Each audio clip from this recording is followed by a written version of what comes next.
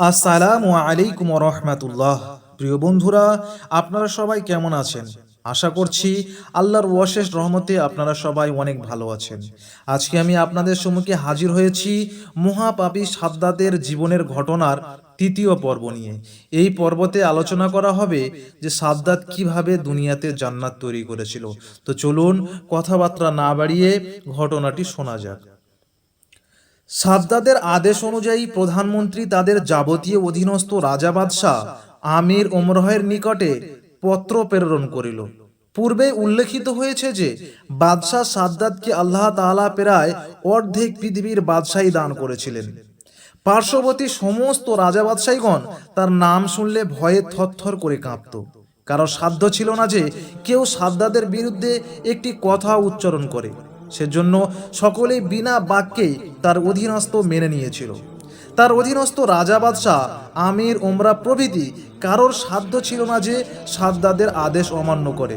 সুতরাং বাদশাহের এ আদেশ পাওয়া মাত্রই সকলেই বিনা প্রতিবাদে অগণিত ধন দৌলত, স্বর্ণরূপ, মণিমুক্তা, হীরে জহরত প্রভৃতি এবং মূল্যবান প্রস্তরদি ও সর্বশ্রেষ্ঠ শিল্প কারিগরদিগকে সাদ্দাতের নিকটে পাঠিয়ে দিল।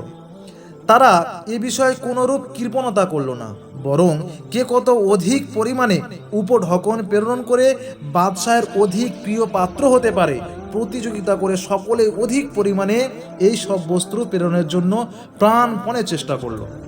অতি অল্প দিনের মধ্যে চতুর্দিক হতে অগণিত ধন দৌলত এসে সাদ্দাতের রাজধানী মণিমুক্তা হীরা জহরতে পরিপূর্ণ হয়ে গেল। সাদ্দাতের বেহেশতখানা নির্মাণের কাজ আরম্ভ হলো। সাদ্দাত তার বেহেশত নির্মাণের জন্য তিনি সহস্র ওস্তাদ শিল্পী নিযুক্ত করেছিল এবং প্রত্যেক ওস্তাদ শিল্পীর অধীনে 100 করে কারিগর এবং প্রত্যেক কারিগরকে সাহায্য করার জন্য 5 জন করে মজুর নিযুক্ত করেছিল। প্রথম 40 গজ গভীর গর্ত করে তার ভিতরে মাটি উঠিয়ে ফেলা হয়। মাটি উঠিয়ে ফেলে মর্মর প্রস্তরধারা ভিত্তি গেথে স্বর্ণ ও রূপোর ইট দ্বারা চতুর্দিকে দেওয়াল গেথে ওঠানো হয়। তারপর মূল্যবান জমরুদ প্রস্তর দ্বারা ছাদ প্রস্তুত করা হয় এবং সোনার পাতে মুড়ে দেওয়া হয় এবং তাতে অগণিত মণিমুক্তা, হীরে জহরতের সুদৃশ্য ঝালর লাগিয়ে দেওয়া হয়। প্রসাদের অভ্যন্তরে এমন কতগুলি মূল্যবান প্রস্তর লাগিয়ে দেওয়া হয়েছিল যার উজ্জ্বলে দিবারাত্র সর্বদাই ইহার ভিতরে বসন্তকালীন পূর্ণিমা রজনীর ন্যায় আলোকিত হয়ে থাকত। আল্লাহ তাআলা তার প্রিয় রসুলকে সাদ্দাতের বেহেশত সম্বন্ধে অবগত করলেন। তার পাক কালাম কোরআন মাজিদে উল্লেখ করেছেন, হে নবী, আপনি কি অবগত নন যে আপনার প্রতিপালক আল্লাহ আদ জাতির সহিত কিরূপ ব্যবহার করেছিলেন, যারা এমন প্রসাদ সমূহ তৈরি করেছিল যা দুনিয়ার কেউ কখনো তৈরি করতে সক্ষম হয়নি, অথচ সর্বশক্তিমান আল্লাহ তাআলা তা ধূলিসাৎ করে দিয়েছিলেন। হাদিস শরীফে উল্লেখিত আছে যে সাদ্দাতের তৈরি বেহেশতের অভ্যন্তরে অসংখ্য শহর, বন্দর, হাট বাজার, নদ নদী, সুরম্য, বাগান, বন, উপবন ও কৃত্রিম পাহাড় পর্বত তৈরি করা হয়েছিল। বেহেশতের বিভিন্ন অংশে এবং বাগানে যে সকল বৃক্ষ তৈরি করা হয়েছিল তার শাখা কাণ্ডসমূহ রূপোর দ্বারা, পাতা সবুজ বর্ণের জমরুদ পাথরের দ্বারা এবং ফল স্বর্ণ ও অম্বর দ্বারা প্রস্তুত করা হয়েছিল। সাদ্দাতের নির্মিত বেহেশতের মেঝে মাটির পরিবর্তে জাফরান ও অম্বর দ্বারা তৈরি করা হয়েছিল এবং বাগানের মধ্যে কাঙ্কর প্রস্তরের পরিবর্তে অগণিত মণিমুক্তা ও হীরে জহরত ছড়িয়ে রাখা হয়েছিল। বাগানের অভ্যন্তরে সুশীতল পানি, দুধ, মধু ও সুস্বাদু শরবতের অগণিত খাল ও ঝর্ণা প্রবাহিত করে দেওয়া হয়েছিল। বেহেশতের বাইরেও এর 4টি সদর দরজার সম্মুখে বিরাট 4টি প্রান্তর তৈরি করে তাতে অসংখ্য সুবর্ণ রূপ নির্মিত বিবিধ ফল ও ফুলের গাছ লাগিয়ে প্রান্তরটাকে অপূর্ব শোভিত করা হয়েছিল। প্রত্যেক মাঠে অসংখ্য মৌলিক ও কৃত্রিম ফল ফুলের বাগান তৈরি করে বাগানের ভিতরে অসংখ্য স্বর্ণ ও রূপ নির্মিত চেয়ার, টেবিল ও বেদি স্থাপন করে রাখা হয়েছিল। এবং প্রত্যেকখানা টেবিল মণিমুক্তা খচিত মূল্যবান মুখমলের দ্বারা আবৃত করে তার উপরে নানান মূল্যবান শৌখিন উপকরণটি সাজিয়ে রাখা হয়েছিল। সর্বমোট 800,03,000 লোক সুদীর্ঘ 300 বৎসর ব্যাপী কাজ করে সাদ্দাদের বেহেশত নির্মাণ কার্য সমাপ্ত করেছিল। সাদ্দাত তার অধীনস্থ যাবতীয় রাজা বাদশাদিগকে কঠোরভাবে আদেশ প্রদান করেছিল যে তাদের রাজ্যের কোথাও কারোর ঘরে এক টুকরা হিরে জহরত মণিমুক্তা বা স্বর্ণ রূপ না থাকে, সবই তার সহি দরবারে পাঠিয়ে দিতে হবে।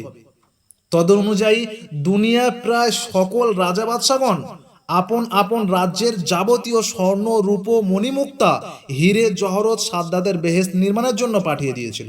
সরকারি খানজাইখানা বা রাজধানীর ধনরত্নই নয়, বরং প্রত্যেকটি প্রজার গৃহের ধনরত্নই কেড়ে নিয়ে সাদ্দাদের সহি দরবারে প্রেরণ করেছিল।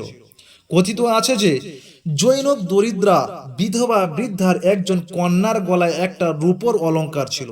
সাদ্দাদের প্রেরিত নিষ্ঠুর প্রহরী যখন ইহ কেড়ে নিতে আসে, বিধবা বৃদ্ধটি তখন তাদের নিকটে অনেক অনুনয় বিনয় করে বলেছিল যে আমার এই একটা মাত্র রূপোর অলংকার ব্যতীত অন্য কোনো অলংকার নেই। আমি অত্যন্ত দুঃখ কষ্ট করে কিছু অর্থ জোগাড় করে আমার একমাত্র কন্যাকে শখ করে অলংকারটি তৈরি করে দিয়েছি। তোমাদের পায়ে পড়ি, দয়া করে ওই গয়নাটা তোমরা আমাকে ভিক্ষা স্বরূপ দান করে যাও। কিন্তু নিষ্ঠুর প্রহরী বৃদ্ধার শত অনুরোধ কান্নাকাটি উপেক্ষা করেও জোরপূর্বক ওই জিনিসটি কেড়ে নিয়ে গিয়েছিল। মহাপাপী সাদ্দাত হযরত হুদ আলাইহিসসালামের নিকট হতে বেহেশতের ভিতরে কি আছে এবং কি নাই সমস্ত রকম কথা ভালো করে শুনেছিল। সৌন্দর্য, সুখ ও শান্তি সম্বন্ধে যা কিছু শুনেছিল সে তার নকল বেহেশতে তার প্রত্যেকটি প্রতিফলিত করতে যথাসাধ্য চেষ্টা করেছিল। তবে সে এ বিষয়ে কতদূর কৃতকার্য হয়েছিল তা একমাত্র আল্লাহ তাআলাই জানে। তবে এ কথা অবশ্যই সত্য যে সাদ্দাদের তৈরি নকল বেহেশতের অনুরূপ কোনো প্রাসাদ দুনিয়ার কেউ কোনোদিন তৈরি করতে পারেনি এবং পারবেও না। সাদ্দাত হযরত হুদ আলাইহিসসালামের নিকটে বেহেশতের অগণিত গেলেমানের কথা শ্রবণ করে তার তৈরি বেহেশতের হুর ও গেলেমানের ব্যবস্থা করেছিল। এই উদ্দেশ্যে সে তার অধীনস্থ যাবতীয় রাজা বাদশাদিগকে আদেশ করেছিল যে তোমাদের রাজ্যে যত সুন্দর সুন্দর অল্প বয়স্ক বালক বালিকা অবিবাহিতা যুবতী রমণী আছে তাদের প্রত্যেককে আমার নিকটে পাঠিয়ে দেবে।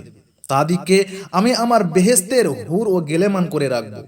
এ উদ্দেশ্যে যে দুনিয়ার সকল দেশ হতে 1,00,000 সর্বশ্রেষ্ঠ সুন্দরী অবিবাহিতা যুবতী রমণী, 1,00,000 অল্প বয়স্ক সুন্দর বালক ও 1,00,000 সুন্দরী বালিকা সংগ্রহ করে তার বেহেশতে স্থান দান করেছিল। সাদ্দাত যখন মহা ধুমধামের তার বেহেশত পরিদর্শন করতে গমন করেছিল তখন তাকে অভ্যর্থনা করার জন্য তার গমন পথের দুই ধারে শ্রেণীবদ্ধভাবে এই সকল নকল হুরগেলেমান দণ্ডায়মান করে রাখা হয়েছিল। বেহেশত নির্মাণ কাজ সমাপ্ত হওয়ার 10 বছর পূর্বে হতেই সাদ্দাত তার বেহেশত দর্শন করার জন্য নিতান্ত উদ্বিগ্ন হয়ে অনেকবার সেখানে যাবার দিন তারিখ ধার্য করেছিল, কিন্তু আল্লাহর ইচ্ছা সেরূপ ছিল না। কাজেই প্রত্যেকবারই কোনো না কোনো একটি কারণে সেই সকল নির্ধারিত দিনে তার বেহেশত দর্শন করতে যাওয়া সম্ভব হয়ে ওঠেনি। অবশেষে বেহেশত নির্মাণ কার্য সম্পূর্ণরূপে সমাপ্ত করার পর একদিন সে রাজ্যের প্রধান গণ্যমান্য ব্যক্তিবর্গ, পাত্র মিত্র, উজির নাজির, অনুচর বর্গ, অগণিত সৈন্য সামন্ত মহা ধুমধামের সহিত সর্বপ্রথম তার সাধের বেহেশত দর্শন করতে রওনা হলো। বেহেশত রক্ষক বিন্দুকে পূর্বেই এ বিষয়ে সংবাদ দেওয়া হয়েছিল, তাই তারা বাদশাহর আগমন উপলক্ষে বেহেশতকে আরো উত্তম রূপে সজ্জিত করল এবং তার আগমন পথের দুধারে 3,00,000 হুর গেলেমানকে শ্রেণীবদ্ধভাবে দণ্ডায়মান করে রাখলো বাদশাকে অভ্যর্থনা করার জন্য। সাদ্দাত তার বেহেশতের দরজার অনতি দূরে পৌঁছাতেই তার ওয়াশের সামনে একজন ভীষণ আকৃতির কুৎসিত ও কাদাকার লোককে দণ্ডায়মান হতে দেখে যার উপরে বিরক্ত হয়ে ক্রুদ্ধ হয়ে জিজ্ঞাসা করলো, কে তুমি? কেন অসভ্যের মতো আমার সামনে এসে দাঁড়ালে? লোকটি তার কানের কাছে মুখ নিয়ে খুব আস্তে করে বলল, আমার নাম আজরাইল। অনেকে আমাকে মালেকুল মউত বা যমদূত বলে থাকে। সাদ্দাত তবুও বেশ তেজ দ্রুপ কণ্ঠে প্রশ্ন করলো, তুমি কেন এখানে এসেছো? মালিকুল মউত এবারও তার কানের কাছে মুখ নিয়ে আস্তে করে উত্তর করলেন, সে কথা কি এখনো বুঝতে পারোনি? তোমার জান কবজ করতেই এসেছি। মালিকুল মউতের এ কথা শ্রবণ করে অর্ধ পৃথিবীর শাহেনশাহ প্রবল প্রত্যাবন্ধী নির্ভীক সাদ্দাতের অন্তর কেঁপে উঠল। সে বুঝতে পারল লোকটি তার নিকটে মিথ্যে কথা বলছে না। দুনিয়াতে এমন কোনো সাহসী ব্যক্তি নেই যে বাদশাহ সাদ্দাতের ওয়াশের গতি রোধ করে তার সামনে দাঁড়াতে পারে। এই ব্যক্তি কখনো মানব নয়, মানুষ কখনো এমন ভীষণ ও বিকট চেহারার হতে পারে না, এবং তার এত বড় সাহসও থাকতে পারে না। এবার সাদ্দাত খুব নরম সুরেই বলল, তুমি দয়া করে আমাকে কয়েকটা দিনের জন্য অবসর দাও। আমি এত আশা করে কোটি কোটি অর্থ ব্যয় করে লক্ষ লক্ষ লোক খাটিয়ে সুদীর্ঘ 300 বছর ব্যাপী যে সুরম্য প্রাসাদ তৈরি করেছি, আমার এত স্বাদের সেই বেহেশতখানা একটু ঘুরে ফিরে দেখ আমার নয়ন মন সার্থক করতে দাও, তারপর তোমার যা ইচ্ছা তাই করো। মালিকুল মউত উত্তর করলো, না, তা হতে পারে না। কয়েকটি দিন তো দূরের কথা, তোমাকে আর একটি মুহূর্ত সময় দেওয়ার অধিকার আমার নেই। এখনই তোমার জান কবজ করার জন্য আল্লাহর আদেশ হয়েছে। সাদ্দাত আবার বলল, বেশ, তোমার কথাই হবে। তুমি তোমার আল্লাহর আদেশ অনুযায়ী কাজ করো, তবে তুমি আমার প্রতি শুধু এইটুকু অনুগ্রহ করো যে দয়া করে তুমি আমাকে আমার বেহেশতে প্রবেশ করতে দাও, এবং আমার এত সাধের বেহেশতের ভিতরেই আমাকে মরবার সুযোগটা দাও। মালিকুল মউত উত্তর করলো, না, তাও সম্ভব নয়। আল্লাহ তাআলার ইচ্ছা নাই যে তুমি তোমার বেহেশত দর্শন করো। মহাপাপী সাদ্দাত এ কথা শ্রবণ করে পুনরায় একটু ক্রুদ্ধ হয়ে উঠল, এবং সে মালিকুল মউতের কথা অমান্য করে বেহেশতে প্রবেশ করার উদ্দেশ্যে তার অশ্ব সামনের দিকে পরিচালিত করলো, এবং তার বেহেশতের দরজার সামনে উপস্থিত হলো, এবং তার ডান পাখানা তার বেহেশতের দরজায় স্থাপন করে বাম পাখানা ঘোড়ার রেকাব হতে ছাড়িয়ে নিতে উদ্যত হলো।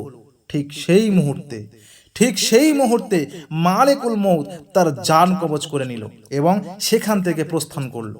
সাদ্দাত তার বাম পাখানা বেহেশতের দরজায় স্থাপন করবারও অবসর পেল না। তা ঘোড়ার রেকাবে আবদ্ধ থাকতেই তার প্রাণ পাখি দেহে পিঞ্জরা পরিত্যাগ করে অনন্ত বিলীন হয়ে গেল।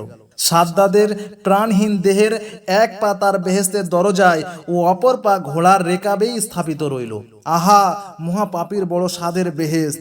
ইহা একটি বারের জন্য এক নজর দর্শন করার সৌভাগ্য তার হলো না। সে চিরকালের জন্য দুনিয়ার বুক হতে বিদায় গ্রহণ করে অনন্তকালের জন্য জাহান্নামী হলো। অতঃপর আসমান হতে হযরত জিবরাইল ফেরেশতা নেমে এসে এমন একটি হুঙ্কার ছাড়লেন যে সেই মুহূর্তে সাদ্দাদের যাবতীয় সৈন্য সামন্ত অনুচরবর্গ অজ্ঞান হয়ে ভূমিতলে লুটিয়ে পড়ল। প্রত্যেকেই প্রাণ ত্যাগ করল। তারপর জিবরাইল ফেরেশতার আরো একটি হুঙ্কারে সাদ্দাদের নির্মিত বেহেশত মৃত্তিকার গভীর তলদেশে অদৃশ্য হয়ে গেল। মহাপাপী সাদ্দাত গেল, তার নির্মিত বেহেশত গেল, রইল শুধু দুনিয়ার বুকে মহাপাপীর কলঙ্কময় কাহিনী।